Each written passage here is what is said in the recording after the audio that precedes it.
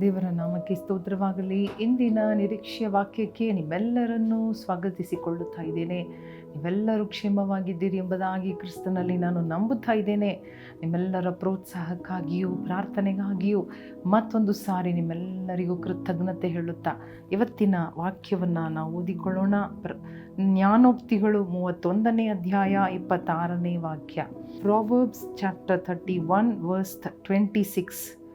ಬಾಯಿ ತೆರೆದು ಜ್ಞಾನವನ್ನು ತೋರ್ಪಡಿಸುವಳು, ಆಕೆಯ ನಾಲಿಗೆಯು ಬುದ್ಧಿಯನ್ನು ಪ್ರೀತಿಪೂರ್ವಕವಾಗಿ ಹೇಳುವುದು.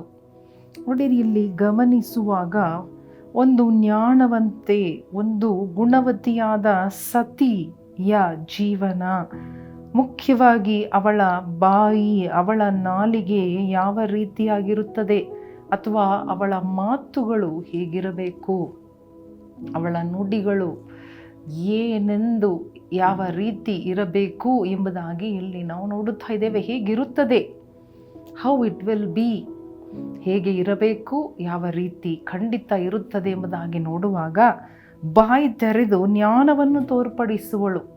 ಒಂದು ಜ್ಞಾನವಂತೆ ಬಾಯಿ ತೆರೆಯುವಾಗ ಜ್ಞಾನ ಮಾತ್ರ ಬರುತ್ತದೆ, ಅಜ್ಞಾನ ಬರುವುದಿಲ್ಲ, ಮೂರ್ಖತನ ಬರುವುದಿಲ್ಲ, ಜ್ಞಾನ ಬರುತ್ತದೆ. Hallelujah, hallelujah. ಎಷ್ಟರ ಮಟ್ಟಿಗೆ ನಮ್ಮ ಬಾಯಿ ನಾವು ನೋಡಿಕೊಳ್ಳಬೇಕಾಗಿರುತ್ತದೆ. ನಮ್ಮ ಮಾತು ಏನಿಂದ ತುಂಬಿರಬೇಕು? ಜ್ಞಾನದಿಂದ ತುಂಬಿರಬೇಕು, ತಿಳುವಳಿಕೆಯಿಂದ ತುಂಬಿರಬೇಕು, ಬುದ್ಧಿವಂತಿಕೆ, ಬುದ್ಧಿ ಮಾತುಗಳು ಇರಬೇಕು ಎಂಬುದಾಗಿ ನಾವು ನೋಡುತ್ತಾ ಇದ್ದೇವೆ. ಅವಳ ನಾಲಿಗೆಯಲ್ಲಿ ಬುದ್ಧಿಯನ್ನು ಪ್ರೀತಿಪೂರ್ವಕವಾಗಿ ಹೇಳುತ್ತಾಳೆ. ಬುದ್ಧಿಯನ್ನು ಹೇಗೆ ಹೇಳುತ್ತಾಳೆ? ಪ್ರೀತಿಪೂರ್ವಕವಾಗಿ.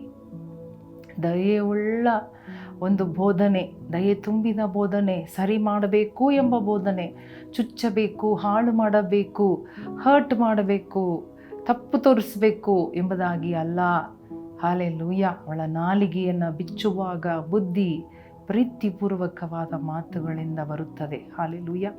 ಈಗ ಇದನ್ನು ನಾವು ಓದುವಾಗ ನಮ್ಮ ಬಾಯಿ, ನಮ್ಮ ಮಾತುಗಳು, ನಮ್ಮ ಟಾಕ್, ನಮ್ಮ ಮಾತುಗಳು ಯಾವ ರೀತಿ ಮುಖ್ಯವಾಗಿರಬೇಕು, ಯಾವ ರೀತಿ ಮುಖ್ಯವಾದದ್ದು, ಅದರಲ್ಲಿ ನಾವು ಎಷ್ಟು ಗಮನವಾಗಿಯೂ ಜಾಗರೂಕತೆಯಿಂದ ಇರಬೇಕೆಂಬುದಾಗಿ ನಾವು ತಿಳ್ಕೊಳ್ಳುತ್ತಾ ಇದ್ದೇವೆ.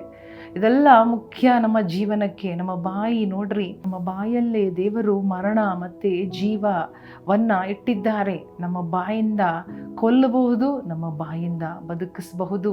The power is in your tongue, in your mouth, in your words, in your talk. ನಮ್ಮ ಟಾಕ್ ಹೆಂಗಿದೆ, ನಮ್ಮ ಜೀವನ ಹೆಂಗಿದೆ, ಅಥವಾ ನಮ್ಮ ಬಾಯಿ ಮಾತು ಒಂದು, ನಮ್ಮ ಜೀವನ ಇನ್ನೊಂದಾಗಿದೆಯಾ?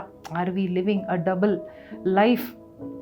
ನಮ್ಮ ಜೀವನ ಶೈಲಿ ಒಂದು, ನಮ್ಮ ಮಾತು ಇನ್ನೊಂದು. ನಮ್ಮ ಮಾತಿನ ಪ್ರಕಾರವಾಗಿಯೇ ನಮ್ಮ ಜೀವನ ಇದೆಯಾ? ಎರಡು ಹೊಂದಾಣಿಕೆ ಆಗುತ್ತಾ ಇದೆಯಾ?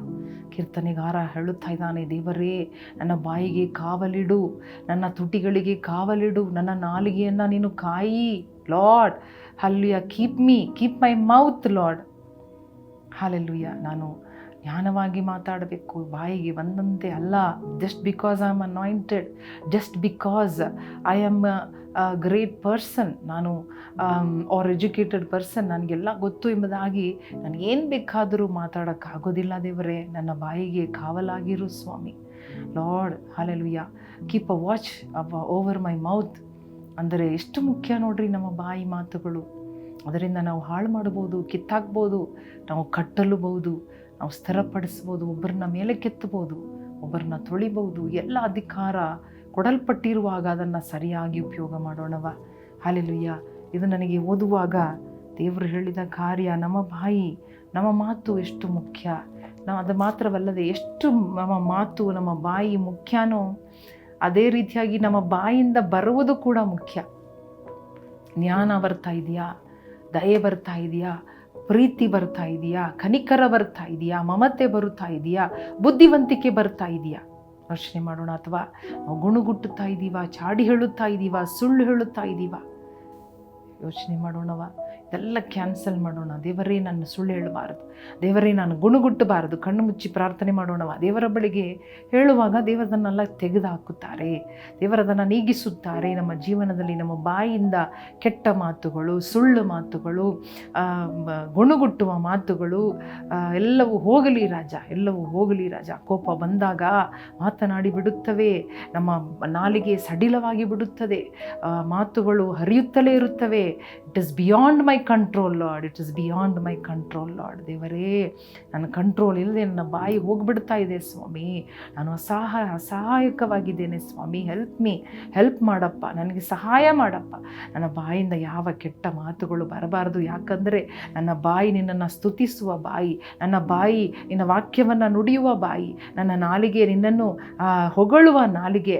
ಆದ ಕಾರಣ ನನ್ನ ಬಾಯಿಂದ, ನಾಲಿಗೆಯಿಂದ ನೀನು ಇವೆಲ್ಲವನ್ನು ತೆಗೆದು ಹಾಕಿ, ಕೆಟ್ಟ ಇಷ್ಟವಿಲ್ಲದ ಕಾರ್ಯವನ್ನು ತೆಗೆದು ಹಾಕಿ ದೇವರೇ, ನಿನ್ನನ್ನು ಸ್ತುತಿಸುವ, ಹೊಗಳುವ, ಕೊಂಡಾಡುವ, ಹಲ್ಲೆಲೂಯಾ, ಪ್ರೀತಿಪೂರ್ವಕವಾದ ಮಾತುಗಳು, ಬುದ್ಧಿವಂತಿಕೆ ಮಾತುಗಳನ್ನು ಮಾಡುವ ಕೃಪೆ ನನಗೆ ಕೊಡು ಸ್ವಾಮಿ. ಬಾಯಿ ತೆರೆದರೆ ಜ್ಞಾನ ಬರಲಿ, ವಿವೇಕ ಬರಲಿ, ಪ್ರಕಟಣೆ ಬರಲಿ, ದೇವರ ವಾಕ್ಯ ಬರಲಿ ಸ್ವಾಮಿ. ದೇವರ ವಾಕ್ಯದ ಪ್ರಕಟಣೆ ಬರಲಿ ಅಪ್ಪ. ಎಸ್ ಲಾರ್ಡ್, ನಮ್ಮ ಮಕ್ಕಳು ನೋಡಿ ಮಾತನಾಡುವಾಗ ಆಶೀರ್ವಾದದ ಮಾತುಗಳು, ಕಟ್ಟುವ ಮಾತುಗಳು ಬರಲಿ ಸ್ವಾಮಿ. ಅದಕ್ಕಾಗಿ ನಮ್ಮನ್ನು ಆಶೀರ್ವದಿಸಪ್ಪ, ಬಲಪಡಿಸಪ್ಪ. ಇದುವರೆಗೂ ನಾವು ಶಾಪದ ಮಾತುಗಳು, ಸುಳ್ಳು ಮಾತುಗಳು, ಕೆಟ್ಟ ಮಾತುಗಳು ಆಡಿ ಸಾಕು ರಾಜ. ಅದೆಲ್ಲ ಮುಗಿದು ಹೋಗಲಿ ಅಪ್ಪ, ಮುಗಿದು ಹೋಗಲಿ ಅಪ್ಪ. ನಮ್ಮ ಬಾಯಿ ತೊಳೆಯು ಸ್ವಾಮಿ, ತೊಳೆ ಸ್ವಾಮಿ, ಶುದ್ಧ ಮಾಡು ಸ್ವಾಮಿ. ಯೇಸು ಕ್ರಿಸ್ತನ ನಾಮದಲ್ಲಿ ಬೇಡಿಕೊಳ್ಳುತ್ತೇವೆ ನಮ್ಮ ತಂದೆಯೇ, ಆಮೇನ್, ಆಮೇನ್.